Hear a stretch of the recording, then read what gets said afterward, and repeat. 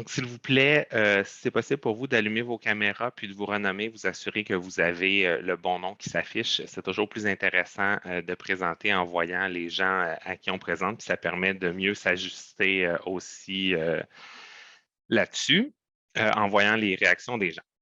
Donc, je me présente, je suis Maxime Bien, je suis personne ressource pour le CEUM puisque j'ai choisi de retourner en classe l'année prochaine, donc je ne suis plus élu, mais je continue à travailler au bureau du CEUM jusqu'à la fin de l'année. Ce soir, à l'animation, ma collègue Brigitte Racine, qui est conseillère syndicale aux relations de travail, va animer avec moi.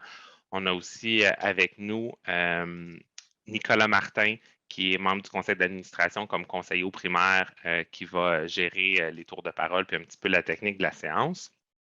Ensuite, sont aussi présentes avec nous Sophie Milot, qui a été élue à l'Assemblée générale de la semaine dernière comme vice-présidente à la vie syndicale, ainsi que Kim Desjardins, qui est conseillère au préscolaire. Donc, les membres du CA sont ici plus comme des observateurs pour écouter vos questions, puis avoir le pouls de ce qui se passe dans vos milieux.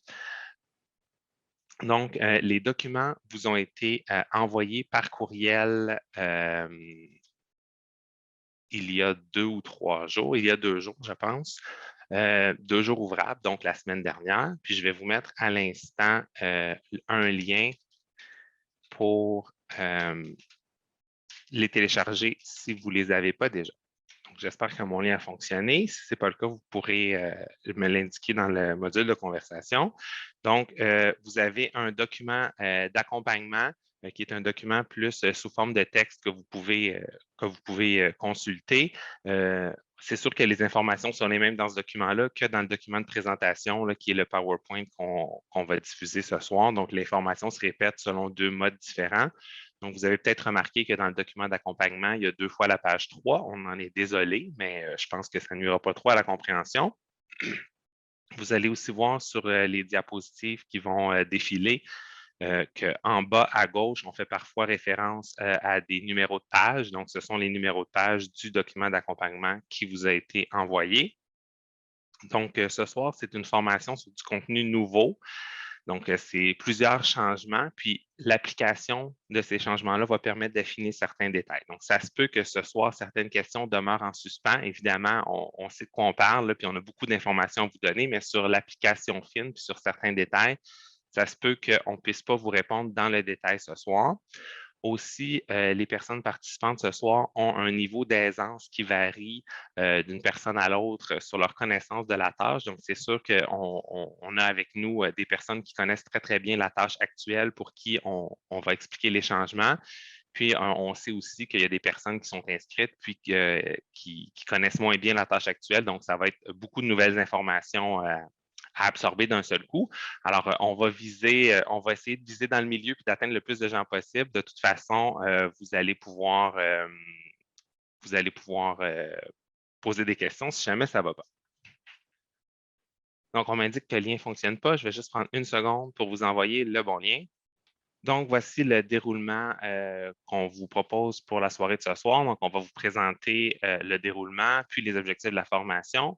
On va ensuite vous présenter les objectifs qui sont poursuivis par les changements à la tâche. On va revenir sur des choses qui ne sont pas modifiées. Ensuite, on va présenter les changements. On va ensuite vous présenter un exemple de tâche annuelle, un exemple d'horaire de travail. On va vous parler des mécanismes de consultation sur la tâche, puis des mécanismes de résolution des difficultés. Donc, il y a 2 périodes de questions qui sont prévues ce soir. Donc, s'il vous plaît, notez vos questions pour les poser au moment des périodes de questions. La première période de questions arrive assez tard dans la soirée, mais puisque les contenus sont liés entre eux, c'est plus intéressant d'avoir une vue globale pour comprendre, pour ensuite poser des questions. Là, si la période de questions arrive trop tôt, vous risquez fort d'avoir des questions sur des éléments qui ne sont pas encore présentés. Puis, on vous demanderait d'essayer de limiter vos interventions dans le module de conversation ou le chat. Donc, c'est très difficile d'animer puis de suivre le chat en même temps. Donc, on ne répondra pas aux questions qui nous sont adressées dans le chat, malheureusement. Donc, nos objectifs ce soir, c'est de vous présenter les modifications apportées à l'entente 2020-2023. Là, c'est l'entente numéro 6, c'est notre entente nationale. Quant à l'aménagement de la tâche, on va aussi vous présenter les adaptations au niveau du CEUM de notre centre de service en fonction de notre entente locale. Donc, vous savez qu'il y a l'entente nationale, qui est pour toute la fédération, toute la FAE. Puis on a aussi une entente locale qui vient préciser certaines choses. Donc, ces deux morceaux-là ne font qu'un tout, puis sont complémentaires pour comprendre la tâche. Donc, notre troisième objectif ce soir, c'est de vous outiller pour que vous puissiez participer aux consultations prévues dans votre école, puis peut-être même les organiser, puis vous assurer qu'elles aient lieu comme prévu. Les changements qui sont poursuivis par les changements à la tâche. Donc, comment ça s'est passé? Je vous fais rapidement un petit récapitulatif. Donc, pendant la négociation, on a signé une lettre d'entente sur la tâche. Donc, quand on s'est vu en Assemblée générale l'année dernière, les informations qu'on avait, c'était les informations de l'annexe 56. Donc, on était d'accord sur les grands principes et comment ça allait se passer les changements sur la tâche. Puis, on était d'accord pour la mettre en application seulement à partir de 2022-23 pour avoir le temps de s'approprier ces changements-là. Une fois qu'on a accepté l'entente de principe, on a traduit cette lettre-là en clauses de convention collective qui ont été rédigées avant la signature. Ensuite, comme il était prévu, il y a un guide d'application national qui a été prévu, donc qui a été publié. C'est la Fédération, puis le Comité patronal de négociation pour les centres de services scolaires francophones qui ont rédigé un guide national d'application. Ce guide-là a été rendu disponible en avril. Nous, depuis le mois d'avril, on a des discussions avec le centre de services sur l'application fine de certains détails au niveau local. Ces discussions-là se poursuivent. Donc, c'est en partie ce qui explique que pour certains détails plus précis, ça se peut qu'on n'ait pas toutes les réponses ce soir. Nous, du côté du syndicat, on a reçu une formation de la Fédération de la FAE sur ces changements-là. Puis, on a offert une formation aux personnes déléguées des établissements sur la nouvelle entente le 20 mai dernier. Puis là, on est rendu à l'étape de former les membres. Donc, on sait que ce n'est pas un moment qui est nécessairement très bien choisi dans l'année scolaire, mais on n'avait pas vraiment le choix puisque l'information est arrivée tardivement dans l'année, le guide d'application notamment. Puis, puisqu'il y a des étapes de consultation qui doivent avoir lieu dès maintenant. Donc, c'était la seule fenêtre qui nous restait. Puis, c'est pour ça qu'on vous proposait 2 séances virtuelles. Donc, on est content que vous ayez pu vous rendre disponible ce soir pour ça. Et tout ça entre en application l'an prochain. Donc, les objectifs qui étaient à la lettre d'entente, c'était de reconnaître le professionnalisme des profs, reconnaître l'autonomie professionnelle, effectuer des changements sans alourdir ou augmenter la tâche, séparer la tâche et l'horaire de travail. On va le voir plus tard en 2 points distincts. C'était un peu mêlé jusqu'à cette année. Là. Notre tâche, c'était aussi notre horaire de travail puisque la tâche était hebdomadaire.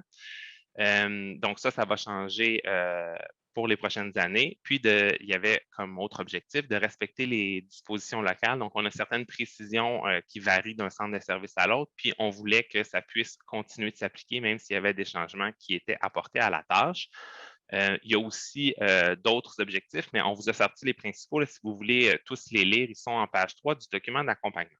Je vais céder la parole à Brigitte qui va vous présenter les éléments qui ne sont pas modifiés. Donc, bien bonsoir tout le monde. Évidemment, là, même si la tâche change grandement, il y a quand même des objets qui ne sont pas touchés par les changements. Donc, vous allez malgré tout avoir certains repères là, encore l'année prochaine dans ce que vous connaissez actuellement. Donc, dans le fond, les définitions n'ont pas changé. Donc, la fonction générale de l'enseignante ou de l'enseignant, tout ce qui est de l'encadrement, de la récupération, la définition de la surveillance de l'accueil des déplacements. Donc, tout ça, c'est des définitions qui restent. Donc, c'est encore des principes que vous allez connaître. Ensuite, tout ce qui est lié à l'année de travail, la semaine de travail, donc le nombre de jours, le nombre d'heures dans votre semaine de travail, tout ça, ça demeure la même chose pour l'année prochaine. Donc, votre année de 200 jours, la semaine de travail de 32 heures, de 32,5 heures, ça reste. Ensuite, les activités incluses et la durée de la tâche éducative. Donc, quand on parle de cours et leçons, activités de formation et d'éveil, récupération, encadrement, tout ça, ça reste, la tâche éducative reste la même que celle que vous connaissez maintenant. Ensuite, tout ce qui concerne le paiement des dépassements de la tâche éducative, donc les paiements au 1 millième, 1 2 centimes, 1 4 centimes selon les cas, les situations, là, mais principalement, principalement tout ce qui concerne le paiement des dépassements à la tâche éducative. Ça demeure aussi pour l'année prochaine. Le temps moyen de cours et leçons au primaire, ça reste la même chose. La période de repas, donc le 50 minutes, le 75 minutes, ça reste pour l'année prochaine. Et l'amplitude, donc que ce soit l'amplitude quotidienne de 8 heures ou l'amplitude hebdomadaire de 35 heures, ça reste aussi pour l'année prochaine. Donc, ça, c'est des éléments qui ne sont pas touchés, qui demeurent. Donc, ça sera vos repères pour l'année prochaine avec la nouvelle tâche. C'est certains des éléments qui ne sont pas modifiés là, par tout ce changement-là à la tâche. Donc, je recède la parole à Maxime. Donc, en page 4, vous avez tous ces éléments-là qui sont listés d'une façon un petit peu plus exhaustive. Puis dans le document d'accompagnement, on vous cite aussi les clauses de la convention collective si jamais vous voulez vous y référer. Je pense que ta langue un petit peu fourchue, Brigitte, tu as parlé de 32,5 heures, mais c'est bien 32 heures. Là, il n'y a pas de changement à ce niveau-là, donc on ne veut pas susciter l'indignation en partant. Là. Donc, ça reste à 32 heures. Donc, c'est vraiment un élément qui n'est pas modifié. Donc, les principaux changements maintenant. On va être consulté en CPE. Puis si dans votre école, il n'y a pas de CPE qui est formé cette année, la consultation doit quand même se faire de manière collective en assemblée générale. Puis on va être consulté individuellement dans un deuxième temps sur notre tâche puis sur ce qu'on trouve à l'intérieur. Donc, c'est sûr qu'il y avait déjà certaines consultations qui étaient prévues dans le CPE, mais là, la consultation est beaucoup plus large et touche beaucoup plus largement la tâche. On est consulté sur presque tout. Donc, on va revenir plus tard sur les façons de faire ces consultations-là, puis on va vous revenir avec des exemples de sujets sur lesquels vous devriez émettre des recommandations à la direction, puis même avec des idées de choses à proposer de la part du CA. Ensuite, comme je le disais plus tôt, il y a maintenant une distinction claire entre la tâche et l'horaire de travail parce que, c'est le troisième point, on annualise la tâche. Donc, la tâche, au lieu d'être comptée semaine par semaine, elle est vue dans sa globalité sur toute l'année. Donc, le nombre d'heures pour les différents éléments de la tâche sont en heures pour toute l'année. Alors que l'horaire de travail, lui, va rester sur une base hebdomadaire ou cyclique, mais la plupart du temps, au préscolaire et au primaire, on a un horaire de 5 jours du lundi au vendredi. Donc, on est vraiment sur une base hebdomadaire. La seule chose qui ne sera pas annualisée, ce sont les cours et leçons au primaire, puis les activités de formation et d'éveil au préscolaire. Donc, ça demeure sur une base hebdomadaire. Il n'y a absolument aucun changement dans la façon d'attribuer les cours et leçons, les activités de formation et d'éveil, sur la façon dont ils sont placés dans l'horaire. Ce n'est pas du tout ça qui change. Tantôt, on disait que Brigitte vous disait que le temps moyen de cours et leçons au primaire reste le même parce que les activités de formation et d'éveil du préscolaire sont passées de 23 heures à 22h30 minutes. Ce changement-là était là depuis cette année, là, puis ça continue l'année prochaine. Donc, les activités de formation et d'éveil sont à 22h30 encore l'année prochaine. Ensuite, un changement important, les éléments qui vont être fixés à l'horaire, ce sont seulement des activités qui sont récurrentes. On va le voir plus tard aussi, on va voir un exemple d'horaire. Donc, vous aviez l'habitude d'entrer votre tâche dans DSP, puis votre tâche, c'était une semaine où tous les éléments de votre tâche, ou pratiquement tous les éléments de votre tâche, étaient minutés puis placés à un endroit dans l'horaire. Donc, on va sortir de cette vision-là de la tâche puis de l'horaire. Donc, il va y avoir beaucoup moins de choses qui vont être fixées précisément à l'horaire. Ensuite, un changement intéressant pour nous, la présence à l'école passe à 30 heures par semaine en moyenne. Donc, ça aussi, on va y revenir un peu plus tard, là, mais on a une tâche de 32 heures, mais 30 heures à l'école. Donc, il va être reconnu à partir de l'année prochaine qu'il y a 2 heures de TNP qui peut être fait au lieu choisi par l'enseignant, donc à la maison ou ailleurs. On met aussi en place un mécanisme de résolution des difficultés. Donc, avec changement, ça vient avec des adaptations. Donc, il y a un mécanisme qui va être en place si jamais vous vivez des difficultés dans ces changements-là dans votre école. Ça aussi, on va y revenir un petit peu plus tard. Donc, pour bien comprendre les changements, on va regarder la tâche hebdomadaire de cette année.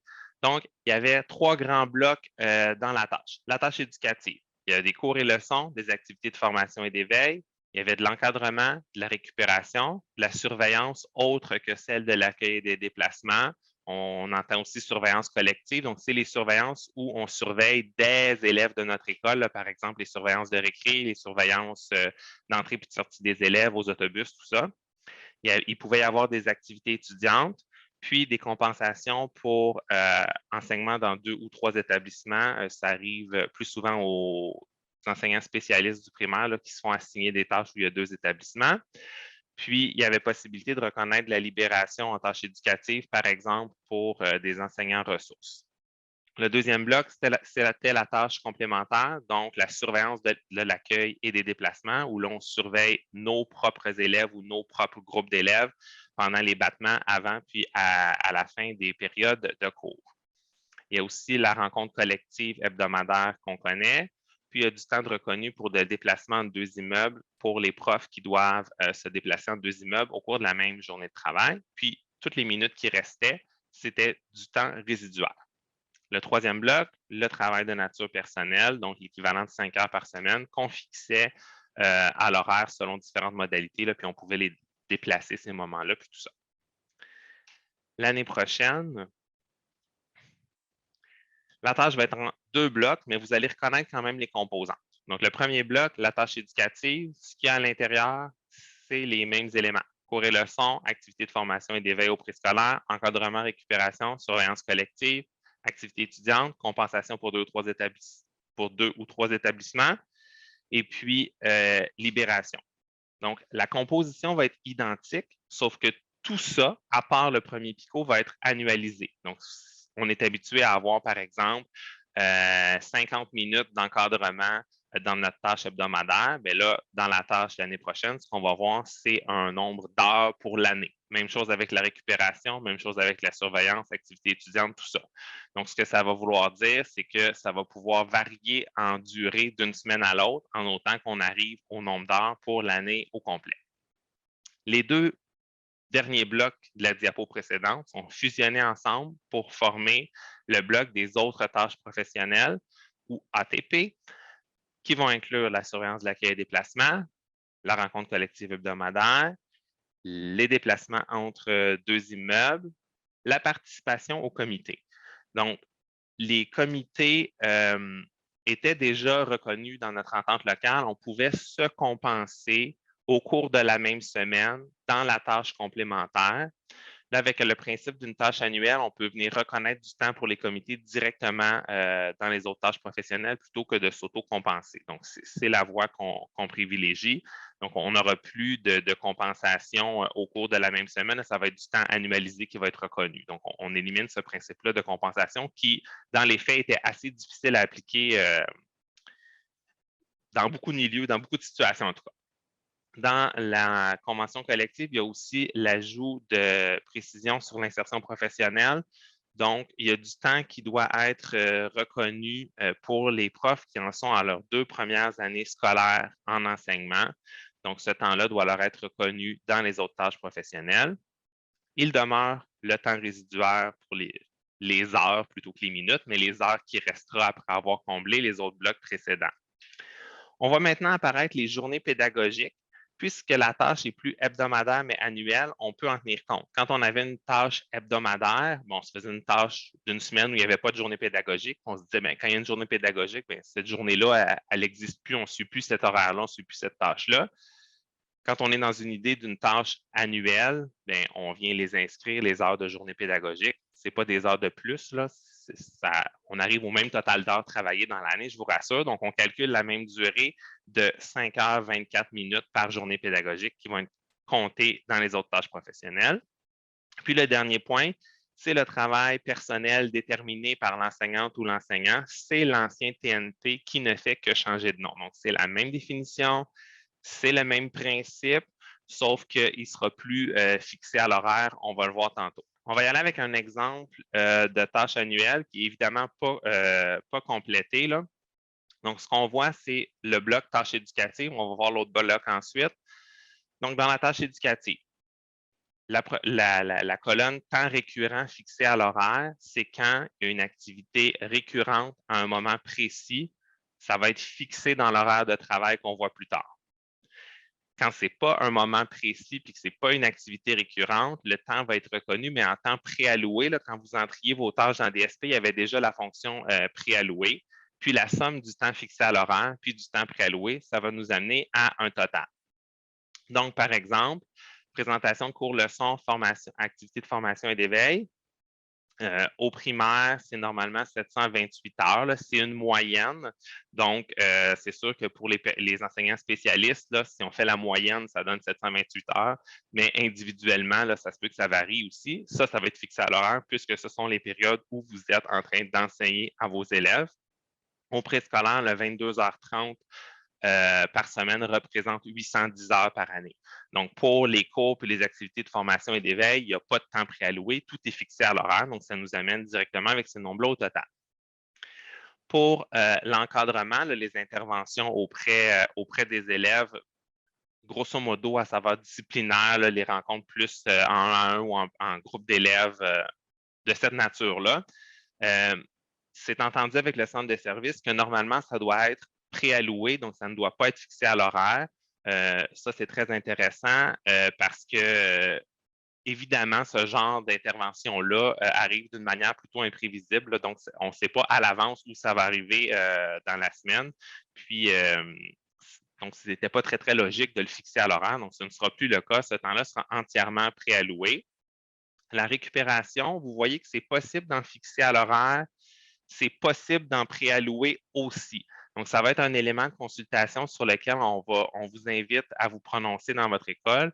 Donc, puisqu'au préscolaire puis au primaire, vous avez, pour les titulaires, évidemment, vos élèves toute la semaine, mais de dire c'est absolument le mardi que je dois faire 1 heure de récupération, c'est peut-être pas nécessaire. Vous y allez peut-être davantage en fonction des besoins de vos élèves. Donc, ça pourrait peut-être être en préalloué.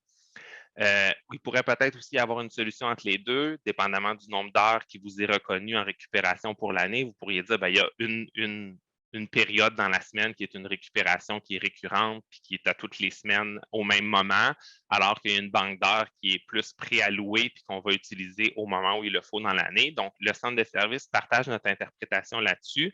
Par contre, il y a l'idée que les heures de récupération doivent quand même être réparties au cours de l'année. Donc, même si toutes vos heures de récupération étaient en temps préalloué, ça ne serait pas logique de toutes les garder pour la fin de l'année ou de toutes les faire rapidement au début de l'année pour dire fin janvier, moi j'ai fini, je ne fais plus de récupération de l'année. Ça suppose quand même une certaine répartition dans l'année, même si c'est placé en temps préalloué.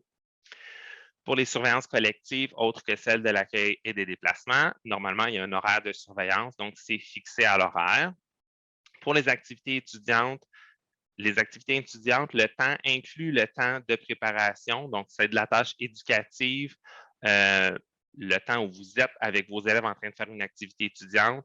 Le temps de préparation est aussi inclus. Donc, dépendamment de la nature de l'activité, ça se pourrait que ce soit récurrent et fixé à l'horaire. Si vous avez une activité parascolaire de badminton de 60 minutes par semaine qui est tous les mercredis après l'école pendant toute l'année, ça va être logique de la fixer à l'horaire. Par contre, si votre activité étudiante, c'est un bal de finissant puis la préparation du bal de finissant, bien, ça va être plus en temps préalloué. Donc, ça va être une banque d'heures pour la tenue de l'activité puis son organisation qui va vous être reconnue, mais qui ne sera pas fixée à l'horaire. Donc, les deux sont possibles pour les activités étudiantes. Ça dépend de la nature de l'activité.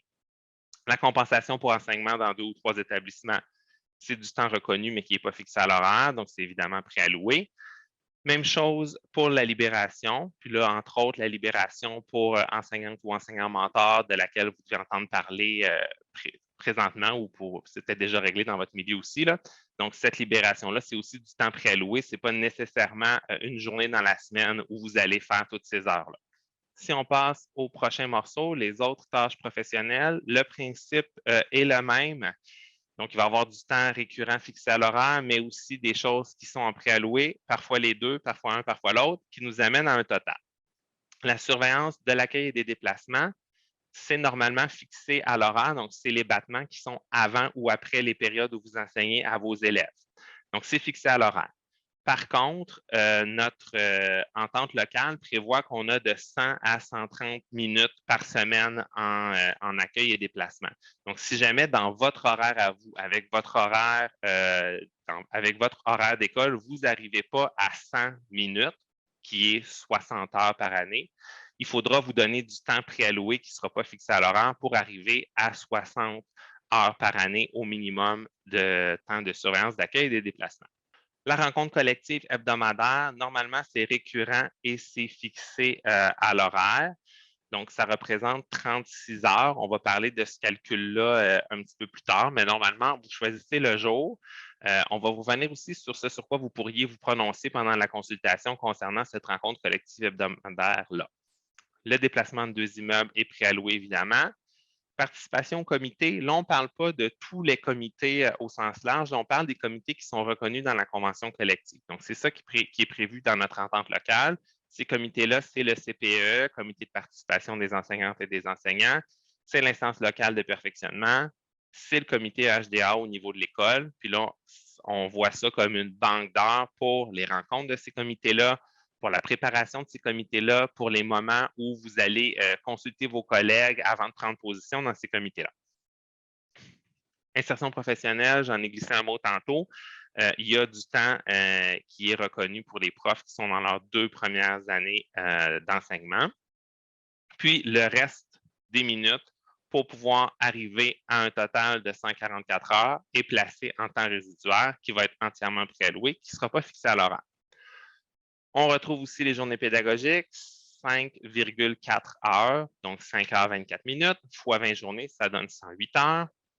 On retrouve aussi le travail personnel déterminé par l'enseignante ou l'enseignant, qui est une banque de 200 heures qui est entièrement préallouée. Non seulement il n'est pas fixé à l'horaire, mais on se souvient qu'il y a en moyenne 2 heures par semaine de ce travail personnel-là qui peut être fait dans un lieu autre que l'école. Puis, c'était le cas avant, c'est un petit peu une incongruité, mais ça demeure. Les 10 rencontres collectives, là, les 10 réunions du personnel qui peuvent être plus longues qu'1 heure sont incluses dans ces heures-là. Puis les 3 premières rencontres avec les parents, souvent là, la rencontre de la rentrée, la rencontre premier bulletin, la rencontre deuxième bulletin, ça compte dans le travail personnel, même si on sait que ce n'est pas vraiment du travail personnel. Dans ce que je vous disais tantôt, qui demeurait la possibilité d'avoir des dépassements à la tâche éducative, puis que ce dépassement-là soit rémunéré demeure. Donc, c'est la continuité de ce qui existe présentement. Seulement, là, il y a certaines nouvelles options qui s'offrent pour la compensation, étant donné que la tâche est annualisée. Là. Donc, lorsqu'il y a des heures additionnelles qui sont demandées à l'enseignante ou à l'enseignant par sa direction, il y a possibilité que ce soit compensé en temps, donc qu'il se soit déjà prévu à quel moment dans l'année on pourra couper dans la tâche éducative éventuelle pour revenir, pour balancer les heures, disons. Sinon, ça pourrait être aussi une compensation monétaire lors de la prochaine paye, donc comme vous connaissiez maintenant, ou ça pourrait être aussi une compensation monétaire qui est versée lors de la dernière paye de l'année. Donc, par exemple, si on vous demande de faire du dépannage d'urgence, bien là, ça sera une compensation monétaire qui vous sera versée lors de la prochaine paye, puisque c'est un dépassement du temps prévu aux cours et leçons. Donc, directement, vous pouvez avoir votre compensation qui est versée lors de votre prochaine paie.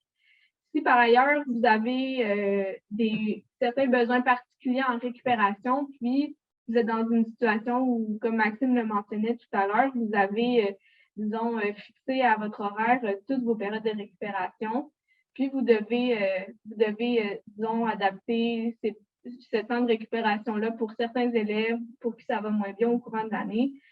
À ce moment-là, vous pourriez avoir une entente avec votre direction qui prévoit que, comme vous allez ajouter du temps de récupération, mais vous allez pouvoir être payé votre dépassement va être payé à toutes les payes où vous avez effectué un dépassement dans votre tâche éducative. Par contre, on pourrait aussi prévoir que,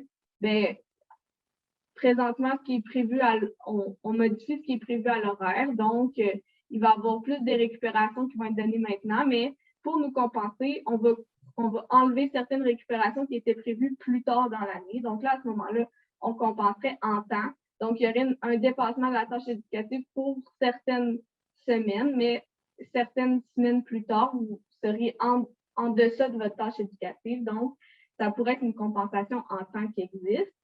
Puis, ça pourrait être aussi une compensation à la fin de l'année où on se dit, ben, on ajoute des périodes de récupération. Si c'est possible, on en enlève plus tard. Sinon, ben, on va payer le dépassement à la tâche éducative à la fin de l'année. Donc, le fait que la tâche soit annualisée, ça donne une plus grande latitude sur la manière que la compensation du dépassement sera faite. L'important, c'est vraiment toujours d'avoir une entente préalable avec la direction. Parce que ce qui ne change pas, c'est que vous ne pouvez pas aller voir votre direction et dire, ben, cette année, j'ai fait 60 heures de plus de récupération pour mes élèves. Il faut vraiment avoir l'entente préalable de la direction qui autorise le dépassement de la tâche éducative pour qu'il y ait éventuellement une rémunération. Donc, que ce soit, en fait, les mêmes principes qui existent déjà demeurent. Là, donc, avec entente de la direction, il peut y avoir un dépassement de la tâche éducative qui est rémunéré. Merci. Je vais revenir sur le calcul, là. Donc, pour la tâche éducative puis le début des autres tâches professionnelles, on multiplie par 36 semaines. Comment ça se fait qu'on multiplie par 36 semaines? Bien, 180 jours, si c'était toutes des semaines pleines de 5 jours, 180 divisé par 5, ça fait 36 semaines. Les journées pédagogiques s'ajoutent à ça. Puis le travail personnel, qui est l'ancien TNP, lui, est plutôt multiplié par 40 semaines puisqu'il s'appliquait à toutes les journées de travail, même les journées pédagogiques. Donc, normalement, jusqu'à cette année, vous deviez faire en journée pédagogique 5h24 plus votre TNP prévu cette journée-là, à moins que vous ayez décidé de le déplacer. Donc, tant mieux si ce n'était pas votre cas et que vous faisiez juste 5h24, mais c'était déjà supposé s'appliquer à toutes les journées de travail. Donc, ça reste la même chose. C'est ce qui explique le calcul. Donc, si on a une tâche annuelle en heures avec des choses fixées à l'horaire puis du temps préalloué, à quoi va donc ressembler notre horaire l'année prochaine? Bien, c'est normal que les heures de travail varient d'une semaine à l'autre à cause de ça. Donc, on doit viser une moyenne de 32 heures par semaine. Puis, parmi ces 32 heures-là, on doit viser une moyenne de 30 heures à l'école. Donc, c'est tout à fait normal que, par exemple, une semaine, on travaille 34 heures, puis la semaine d'après, on travaille 30 heures, et ainsi de suite, en autant qu'on vise une moyenne de 32 heures par semaine sur l'ensemble de l'année scolaire. Même chose sur la présence à l'école, vu qu'on a 2 heures de travail personnel, l'ancien TNP qu'on peut faire ailleurs, normalement chez nous, ça fait une présence moyenne de 30 heures à l'école. Donc, ça peut varier d'une semaine à l'autre aussi, en autant que ça peut varier en plus ou en moins, en autant qu'on vise une moyenne de 30 heures de présence à l'école sur l'ensemble de l'année. Il y a une notion qui existe depuis longtemps dans la convention collective, là, la notion d'amplitude quotidienne de 8 heures. Donc, normalement, il y a une plage de 8 heures dans votre journée. Cette plage-là, elle exclut le dîner. Donc, c'est dans ce 8 heures-là que vous pouvez faire votre tâche. Les exceptions, c'est les 10 rencontres collectives qui vont dépasser de ce 8 heures-là. Donc, ça va vous faire une journée qui peut dépasser le 8 heures de travail excluant le dîner. Même chose avec les rencontres de parents. Puis vos heures de travail doivent aussi être dans une amplitude hebdomadaire de 35 heures. Donc, ce sont les limites qui font en sorte que on peut pas, votre direction d'école, elle ne peut pas vous assigner à faire une sortie à Québec où vous dormez à Québec avec vos élèves parce que ça dépasse votre amplitude quotidienne puis votre amplitude hebdomadaire. Donc, c'est un peu une balise à ce que, une limite aux assignations que la direction peut faire. Il y a juste les activités qui nécessitent une présence à un moment précis et récurrent qui sont fixés à l'horaire, donc dans DSP. C'est vraiment seulement les éléments qui reviennent toujours au même moment à chaque semaine qui vont être fixés dans DSP l'année prochaine. Donc, ce que ça va donner, puis là, vous allez mieux le voir si vous prenez la page 7 du document d'accompagnement. Là, c'est peut-être un peu petit, surtout si vous nous suivez sur votre téléphone, mais on a un exemple de ce que ça pourrait donner un horaire de travail l'année prochaine pour un ou une titulaire du primaire. Puis là, pour un spécialiste, ça serait la même chose, mais avec des numéros de groupe au lieu des matières. Puis pour un prof du préscolaire, ça serait la même chose, mais il n'y aurait pas vraiment de matière. Ça serait juste écrit activité de formation et d'éveil. Donc, on peut regarder là, les seules choses qui sont fixées à l'horaire, c'est ce qui est en vert, donc les périodes de cours, les périodes d'accueil et déplacement avant et après les cours. On voit que cette enseignante-là a 3 surveillances collectives, donc le mercredi et le jeudi matin, puis une récréation le mardi matin. Et une quatrième que je n'avais pas vue à la fin de la journée le mardi, puis une rencontre collective hebdomadaire qui est fixée le lundi après l'école dans cette école-là. Donc, ça fait relativement peu de choses fixées à l'horaire. Ça fait un horaire qui est rempli de trous et ça va devenir normal. Donc, on était un peu dans la logique inverse où quand il y avait des trous, parfois on était obligé de venir fixer du TNP pour remplir le trou. On sort complètement de cette vision-là pour se dire que c'est seulement les choses qui reviennent à un moment précis et récurrent dans l'horaire qui sont fixées dans l'horaire. Donc, c'est normal qu'il y ait des trous dans l'horaire. Dans ces trous-là, le prof va faire les autres tâches prévues dans sa tâche au moment qui lui conviennent. Ces moments-là peuvent varier d'une semaine à l'autre, tout en respectant la moyenne de 32 heures de travail par semaine, dont 30 heures en présentiel à l'école. Puis là, l'exemple qui a été donné à la table de négociation même, c'est de dire, mais supposons que le lundi, troisième période, il y a un prof qui a une période libre, là, même si ce n'est pas nécessairement la grande liberté. Est-ce qu'on peut dire que ce prof-là, il peut sortir, puis aller courir une semaine, puis la semaine d'après, il peut décider pendant cette période-là de préparer un comité, puis la semaine d'après, il peut décider d'aller à la maison pour faire du travail personnel? Puis la réponse, c'était oui. On est plus dans cette optique-là où chacun gère son temps dans cet horaire-là qui est rempli de trous. La direction peut cependant continuer de demander la présence à des moments spécifiques pour des tâches spécifiques, même si ce n'est pas prévu à l'horaire dès le début de l'année. Ça, c'était déjà dans la convention collective. Donc, si c'est un changement occasionnel, vous devez avoir un préavis suffisant pour vous assurer d'être là au moment où ça vous est demandé. Puis si c'est pour un changement permanent, là, par exemple, l'ajout d'une surveillance, par exemple, vous devez être consulté, puis vous devez avoir un préavis d'au moins 5 jours avant que ce changement-là soit appliqué. Donc, dans nos discussions avec le centre de service, on a posé des questions sur la reddition de compte. Si c'est plus fixé à l'horaire, qu'est-ce qu'on va demander au prof? Est-ce qu'on va devoir justifier chaque minute? Est-ce qu'il va falloir justifier chaque minute, chaque semaine? La réponse, c'est non. Donc, la consigne qui va être transmise aux directions d'école, c'est qu'on ne peut pas demander des comptes rétroactivement sur toutes les minutes faites. Donc, on va prendre mon exemple. Supposons que ma direction d'école se dit Maxime, je ne suis pas sûr qu'il fait ses heures depuis le début de l'année scolaire. Bien, la direction, elle peut me rencontrer, elle peut me discipliner à la limite. Là. On ne devient pas des travailleurs autonomes qui font ce qu'ils veulent quand ils veulent. Donc, il faut quand même faire nos heures de travail. Mais si ma direction a des doutes sur l'utilisation que je fais de mon temps, elle va me rencontrer, puis elle va peut-être me demander de rendre des comptes, mais ça va être pour le futur. Donc, on ne doit pas s'attendre à tout noter pour être capable de justifier a posteriori comment on a utilisé notre temps. OK. Première étape de consultation, c'est une consultation collective, donc de l'équipe de profs au complet. Cette consultation-là, normalement, passe au CPE. S'il n'y a pas de CPE dans votre école, ça doit quand même être fait. Ça doit être fait en assemblée générale. C'est sûr que le CPE est préférable parce qu'on a une mécanique de consultation qui est plus précise. On a des délais de réponse. Vous pouvez demander les raisons par écrit à la direction si elle n'est pas d'accord avec les recommandations de l'équipe. Donc, c'est sûr que c'est préférable un CPE, mais s'il n'y en a pas à votre école, la consultation doit quand même avoir lieu. Sur quoi est-ce qu'on est consulté dans cette consultation collective-là? On est consulté sur les activités de la tâche éducative et le temps nécessaire pour chacune sur une base annuelle, sauf les cours et leçons, puis les activités de formation et d'éveil.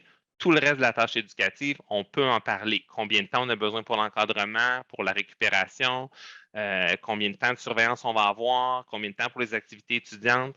Puis ce n'est pas obligé d'être la même chose pour tout le monde. Ça peut varier selon les particularités des niveaux, des cycles, des spécialités enseignées pour les spécialistes. Donc, tout ça est possible. Puis la porte ouverte pour en parler, c'est le CPE. On est aussi consulté sur toutes les autres activités professionnelles et le temps nécessaire pour chacune sur une base annuelle. Donc, normalement, cette consultation collective-là se fait avant l'étape corridor qui se terminait hier ou aujourd'hui, dépendamment des écoles. C'est sûr que si elle n'est pas faite, il vaut mieux la faire d'ici la fin de l'année que pas du tout, mais dans une optique là, de bien faire les choses pour le futur et d'être moins pressé dans le temps, idéalement, ça doit être fait avant l'étape corridor pour que tout le monde puisse ensuite choisir sa tâche dans l'école en toute connaissance de cause. C'est vraiment plus avantageux pendant cette consultation-là de convenir en réunion syndicale la position de l'école plutôt que d'arriver avec des représentants de secteur qui disent chacun des choses un peu différentes. Là, ça, c'est un principe qui s'applique pas mal sur toute la consultation. Là. Si vous vous rencontrez en réunion syndicale avant le CPE pour dire ce qu'on veut, c'est ça, ça, ça, vous pouvez échanger, vous pouvez avoir les idées des autres. S'il y a des désaccords, vous pouvez essayer de trouver des points de convergence. À la limite, vous pouvez régler ça par un vote. Puis ce que vous décidez en réunion syndicale, ça devient la position des profs de l'école. Puis vos représentants au CPE, ils vont tous au CPE dire la même chose, qui est la position des profs de l'école. Ça vous donne un impact incroyable pour faire avancer vos idées, pour nourrir votre argumentaire. Donc, c'est sûr que c'est vraiment la façon de faire qu'on vous recommande plutôt que d'arriver et de dire, bien, les premières années, on voudrait ça, puis les deuxièmes années, on voudrait ça, puis les troisièmes années, on voudrait ça. Ça peut parfois être contradictoire, puis c'est aussi montrer des désaccords entre les équipes devant la direction. C'est sûr que ce n'est jamais ce qui est le plus souhaitable. C'est vraiment nécessaire de faire une véritable consultation, de se donner le temps pour le faire. Donc, si on parle d'une réunion syndicale pour en discuter en équipe avant le CPE, c'est sûr que ça demande du temps. Ce n'est pas une situation d'urgence.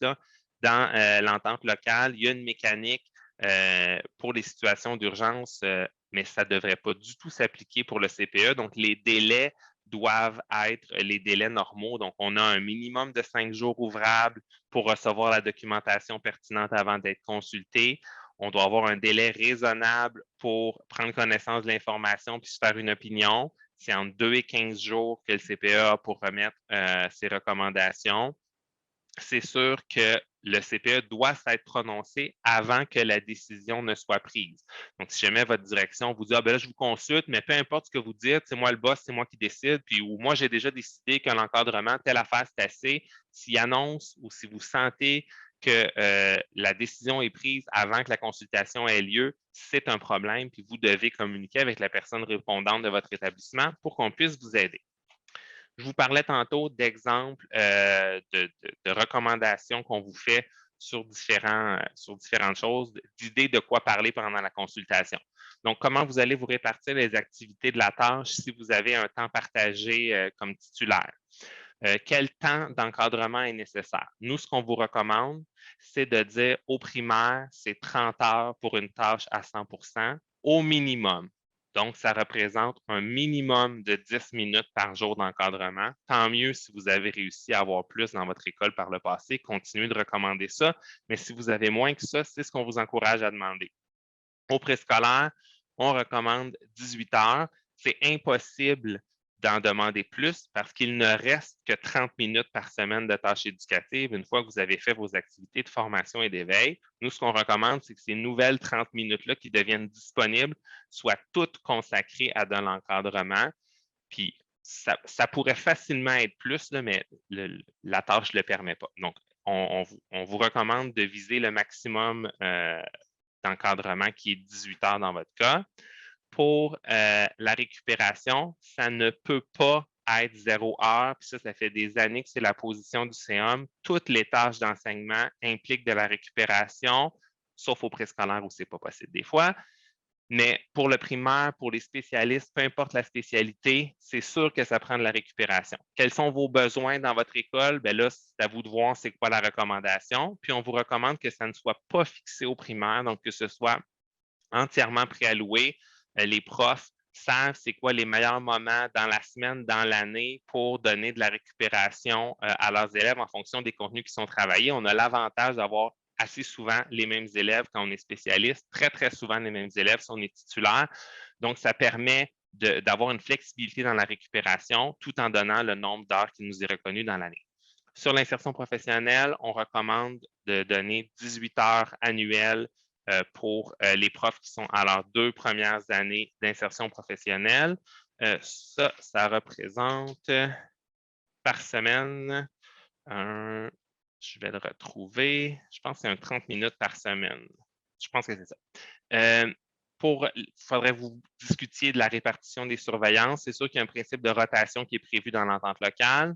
Sur la rencontre collective hebdomadaire, la durée, puis le moment, vous pourriez recommander ça. Puis ce n'est pas quelque chose qu'on était habitué de faire avec la façon dont étaient écrites les conventions collectives, mais l'entente locale dit que cette rencontre-là a une durée maximale de 60 minutes. Donc, ce n'est pas interdit qu'elle soit plus courte pour que vous ayez plus de temps dans vos autres tâches professionnelles. Vous pourriez le recommander. Puis le moment, la journée de la semaine qui convient le mieux, vous pourriez aussi faire une recommandation de cet ordre-là. Pour les spécialistes, vu que votre temps de cours et leçons est un temps moyen, ça fait que ça varie d'un spécialiste à l'autre. Quand on regarde la moyenne de tous les spécialistes du primaire, vous avez le même temps de cours et leçons en moyenne que les titulaires, mais vous, contrairement aux titulaires, ça varie beaucoup. Donc, il peut y avoir un spécialiste à 100% qui enseigne plusieurs minutes par semaine de plus ou de moins qu'un autre spécialiste à 100%. Donc, qu'est-ce qu'on fait pour répartir les autres activités? Il y a deux façons de le voir. Soit vous voyez ça en pourcentage, de dire, bien, le pourcentage de temps qui reste en encadrement, récupération, insertion professionnelle. Donc, c'est le même prorata que pour les titulaires du primaire, mais ajusté en fonction de nos minutes de cours et leçons. Ou vous pouvez proposer un fonctionnement en cascade, de dire, bien, la première chose qu'on veut, c'est d'avoir autant de temps d'encadrement que les titulaires du primaire. Puis là, le temps qui reste, on veut avoir autant de surveillance. Puis le temps qui reste, bien, ça sera la récupération. Donc, soit vous mettez une hiérarchie ou soit vous dites c'est pareil, mais adapté selon les pourcentages. Là, on est habitué à un nombre de minutes par semaine. C'est une référence qu'on a, donc on vous suggère d'utiliser cette référence-là pour ensuite le convertir en heures annuelles, donc votre nombre de minutes fois 36 semaines ramené en heures. Ça peut vous aider à évaluer plus efficacement le temps que ça vous prend vraiment pour effectuer certains éléments de la tâche. Après la consultation collective, il doit y avoir une consultation individuelle de chaque prof par la direction avant l'élaboration de sa tâche. Ça peut se faire à la rentrée. Il n'y a pas de moment spécifique qui est prévu dans le texte de la convention. Ce n'est pas obligé d'être une rencontre formelle. Il n'y a pas de mode de consultation très, très précis, mais il doit avoir cette consultation-là de chaque prof par la direction. La consultation doit tenir compte du résultat de la consultation collective dont on vient de parler, des besoins particuliers des élèves et des préférences du prof. Fait que là, dans l'idée d'imposer des activités étudiantes, là, on a une petite prise ici aussi pour dire ce qui nous convient ou non. Donc, le prof peut prendre position pendant cette consultation-là, par exemple, sur son intérêt ou non à faire certaines activités étudiantes, sur les besoins d'encadrement ou de récupération en fonction de leur groupe ou leur groupe au pluriel, dans le cas des profs qui ont des tâches morcelées ou qui sont spécialistes. Ce qui est clair, c'est qu'aucune tâche ne peut être assignée avant que les 2 étapes de consultation soient effectuées. Puis la seule date qui est précisée, c'est pour la tâche annuelle qui doit être confiée par la direction au plus tard le 15 octobre. Mais après que les 2 étapes de consultation aient été effectuées, là, je pense que je me suis assez répété là-dessus. On vous a dit qu'il y avait eu des mécanismes de résolution des difficultés qui sont intégrés à l'entente pour tout le dossier de la tâche. Je vais laisser Brigitte vous les présenter.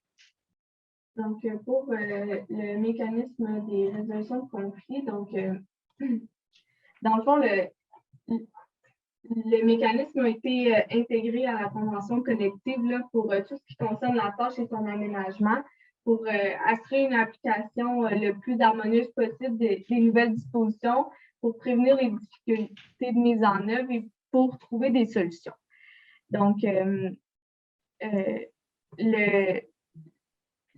comment on va fonctionner? Mais c'est sûr que notre manière de fonctionner avec le centre de service va pas changer. Là. Donc, pour des problèmes, on va continuer qui sont ponctuels, précis pour une enseignante ou un enseignant dans une école en particulier. On va continuer à faire des interventions qui sont périodiques et précises dans le temps. Une fois ce dit, des fois, on sait que le centre de service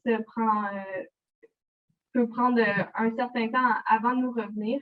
Donc, il y a le mécanisme qui existe pour essayer de donner un certain rythme au retour du centre de service. Donc, il y a un exposé écrit là, qui est transmis par le syndicat au centre de service, puis aux membres du comité.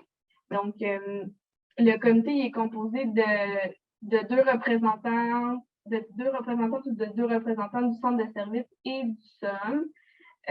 Donc, une fois qu'une demande écrite qui est transmise, le comité doit se réunir dans les 5 jours pour discuter de la situation. Donc, il va y avoir une analyse de la situation qui est soumise.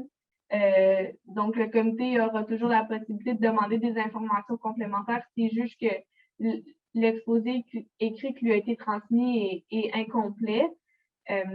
Puis, le comité va pouvoir faire des recommandations au centre de service sur, disons, la position qui devrait être prise dans la situation particulière qui lui est soumise.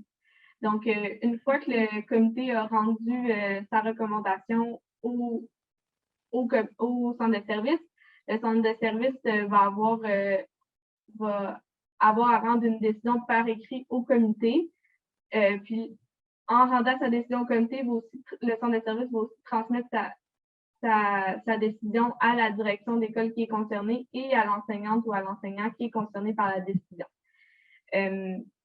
Si il y a une partie qui reste en désaccord avec la décision qui est rendue, donc que ce soit autant l'enseignante, la direction, le désaccord va pouvoir être soumis au Comité national de concertation, donc le CNC, qui est une instance au niveau national qui va pouvoir regarder la situation, puis émettre son opinion.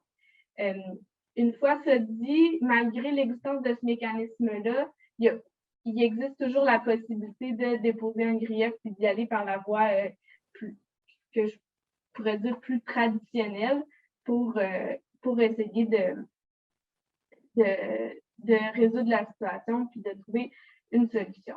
Donc, c'est le processus le mécanisme qui a été mis en place pour essayer de permettre vraiment que la tâche se vive bien, puis qu'on puisse vraiment l'exploiter dans la manière qu'elle a été pensée et qu'elle a été réfléchie pour pas se rabattre sur des concepts, disons, qui pourraient être plus connus et plus appréciés des directions sur ce qui était inclus dans l'ancienne tâche, si je peux m'exprimer. Donc, c'est le mécanisme qui est mis en place. Donc, en conclusion, on sait que la tâche, ça va amener beaucoup de questions puis que ça va être une période d'appropriation. On veut juste vous réitérer que le CIAM va être présent à tout moment pour vous soutenir du début des mécanismes de consultation jusqu'à l'application pendant l'année puis des éventuelles questions sur des potentiels dépassements. Votre point de contact au CIAM, c'est votre personne répondante. Donc, on vous a mis le numéro de téléphone. Si vous allez sur le site Internet, vous avez la liste des personnes répondantes par école. Vous devriez aussi avoir sur le babillard syndical de votre école le nom de la personne répondante avec ses coordonnées. Je vous l'ai déjà dit, on a formé les personnes déléguées. Là, on va à la rencontre de tous les membres en plusieurs séances par secteur. On va rendre des vidéos disponibles sur le site Internet. Dans les guides de la rentrée qui vont être envoyés par courriel à tous les profs qui nous ont fourni leur adresse personnelle à la rentrée, il va y avoir plusieurs pages d'explications sur la tâche. Donc, on fait de notre mieux pour vous soutenir dans ce changement-là, mais s'il y a des difficultés, des questions qui persistent, il ne faut surtout pas hésiter à communiquer avec la personne répondante de votre établissement. Donc, c'est ce qui conclut la formation d'aujourd'hui. On espère qu'il y a un petit peu moins de brouillard sur les changements à venir, puis qu'on a pu contribuer à faire le premier pas pour vous outiller en prévision de l'année prochaine. On vous remercie de vous être rendu disponible dans cette période vraiment très, très, très, très, très chargée de l'année scolaire.